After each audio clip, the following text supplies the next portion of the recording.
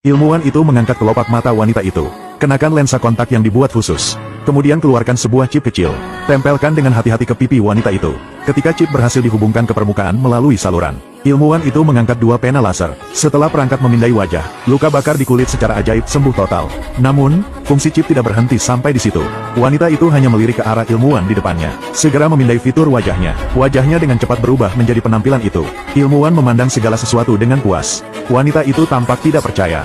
Saya tidak menyangka bisa pulih dengan begitu indah. Ketika Anda sadar, Anda bisa mengubah penampilan Anda sesuka hati. Wanita itu segera memunculkan ide yang berani. Kemudian dia bergegas kembali ke kamar tidur. Ambil majalah mode dari meja. Balik dan pilih target yang memuaskan. Lalu segera bertransformasi menjadi penampilan itu. Namun dia merasa ini belum cukup. Jadi dia terus-menerus menggunakan kemampuan spesial ini. Berubah menjadi banyak identitas baru. Kemudian temukan pasangan Anda. Minta file rahasia. Di dalamnya ada informasi tentang orang yang benar-benar menyakitinya. Saat ini ditahan di penjara. Ketahui berita ini, Mina memutuskan untuk masuk ke penjara itu. Secara pribadi membunuh musuh. Dia menyamar sebagai istri direktur penjara dan menyusup ke penjara. Tapi saya tidak menyangka para penjaga sangat berhati-hati. Sesuai peraturan, mereka memanggil direktur penjara untuk menanyakan apakah orang lain dapat dibebaskan atau tidak. Direktur penjara memantau istrinya melalui layar. Tanpa ragu-ragu, saya mengizinkannya. Jadi Mina diam-diam masuk ke dalam. Saat dia melewati lorong, segera menggunakan matanya untuk mengamati seorang wanita yang lewat. Hanya dalam sepersekian detik, dia berubah menjadi wujud orang itu. Dia kemudian membuang pakaian itu ke tempat sampah. Tidak ada yang menemukan sesuatu yang tidak biasa. Segera dia tiba di kantor. Lalu diam-diam menyelinap ke dalam. Dia kemudian menemukan komputer pribadi direktur. Masukkan serangkaian kode misterius. Sejenak sistem pengawasan di penjara lumpuh. Tepat ketika direktur penjara sedang bingung, tiba-tiba menerima telepon. Saya melihat istri saya menelepon. Dia langsung bertanya. Saya pikir istri saya membutuhkan saya untuk datang. Tetapi saya tidak menyangka istri saya akan mengatakan bahwa dia sedang dalam perjalanan. Karena kemacetan lalu lintas, butuh beberapa saat untuk mencapai penjara. Direktur penjara mendengarnya dan menjadi bingung. Rupanya dia baru saja melihat istrinya masuk penjara. Kenapa kamu muncul di luar sekarang?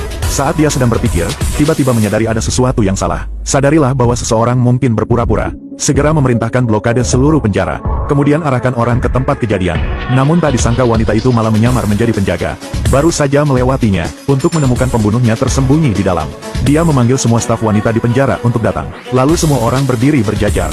Direktur penjara menghampiri mereka. Katakan jika ada yang mengaku bersalah saat ini, maka dia tidak akan menggunakan hukuman. Akan mempertimbangkan pemrosesan ulang. Tapi jika dia menemukan orang itu sendiri, lalu kita akan menembak di tempat. Saya pikir metode ini akan membuat orang lain takut. Tapi tidak ada yang melangkah maju untuk mengakui kesalahannya. Jadi dia mulai bertanya pada orang pertama. Pertanyaan yang menyelidik. Tanyakan padanya di mana putrinya bersekolah.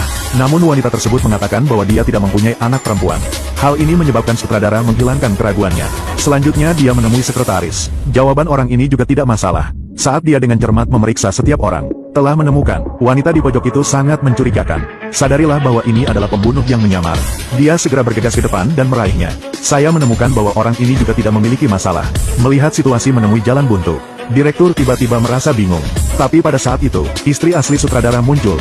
Direktur langsung panik. Saya khawatir itu masih orang yang menyamar. Jadi dia mengeluarkan pistol dan memaksanya berbaring di tanah. Tidak ada cara lain selain istri saya yang harus melakukannya. Takut kalau lengah, peluru akan keluar. Setelah diinterogasi, direktur mengetahuinya. Itu benar-benar istrinya.